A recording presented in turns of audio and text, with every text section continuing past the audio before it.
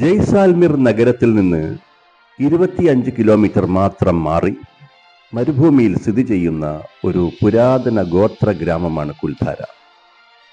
ഗ്രാമവാതിലിന്റെ പടിക്കൽ തന്നെ കാവൽക്കാരനായ വയോവൃദ്ധൻ സംസാരിച്ചു തുടങ്ങുന്നുണ്ട്.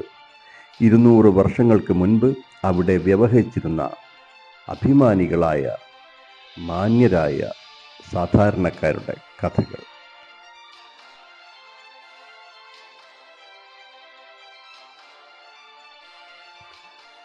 നഗരത്തിനടുത്തുള്ള താർ മരുഭൂമിയുടെ മണൽക്കൂനകൾക്കിടയിൽ ഏകദേശം 2 നൂറ്റാണ്ടുകളായി ഉപേക്ഷിക്കപ്പെട്ട ഒരു ഗ്രാമം. 1825 ഒരു രാത്രിയിൽ നിഗൂഢമായി അപ്രത്യക്ഷമായ 84 ഗ്രാമസമൂഹങ്ങളുടെ കഥയാണിത്. കാർഷിക വൈദഗ്ധ്യത്തിനും വ്യാപാരമിടുക്കിനും പേരുകേട്ട പാലിവാൾ ബ്രാഹ്മണരാണ് 1291 കുൽധാര ഗ്രാമം സ്ഥാപിച്ചത്. അവിടെ മനോഹരമായ വീടുകളും കിണറുകളും ക്ഷേത്രങ്ങളും അവർ നിർമ്മിച്ചു.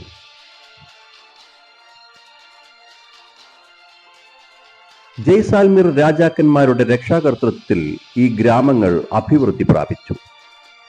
അവർ സമാധാനപരവും സമൃദ്ധവുമായ ജീവിതം ആസ്വദിച്ചു. ഖാബ, പാലിവാലോൺ കി ധനി, സോഡാക്കോർ തുടങ്ങിയവ ഈ ഗ്രാമവൃന്ദങ്ങളിൽ മികച്ചതായിരുന്നു.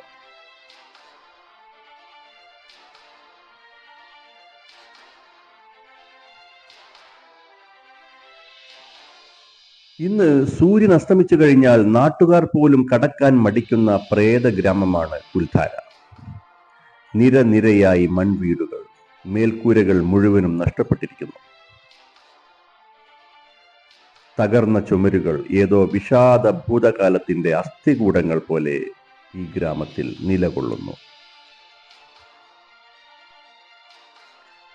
1825 ജയ്സാൽമീറിലെ ഭരണാധികാരിയായിരുന്ന ജാലിം സിംഗ് ഗ്രാമത്തലവന്റെ മകളെ വിവാഹമാലോചിച്ചതോടെയാണ് നിഗൂഢതകൾ ആരംഭിക്കുന്നത്. ഗ്രാമത്തലവൻ വിസമ്മതം അറിയിച്ചതോടുകൂടി ഗ്രാമവാസികളുടെ മേൽ കനത്ത നികുതിയും പിഴയും ചുമത്തുമെന്ന് ഭരണാധികാരിയുടെ ഭീഷണിയുണ്ടായി. കുലമഹിമയിലും ആചാരങ്ങളിലും അടിയുറച്ചിരുന്ന ഗ്രാമീണർ ജീവൻ നഷ്ടപ്പെടുത്തിയാലും പിന്മാറാൻ തയ്യാറായിരുന്നില്ല. തങ്ങളുടെ കുലത്തിന്റെ അനുഷ്ഠാനങ്ങൾക്കും അന്തസ്സിനും വില കൽപ്പിച്ച പാലിവാൾ ബ്രാഹ്മണർ സ്വേച്ഛാധിപതിയുടെ ആവശ്യങ്ങൾക്ക് വഴങ്ങാതെ ഗ്രാമങ്ങൾ ഉപേക്ഷിച്ചു പോകാൻ തീരുമാനിച്ചു.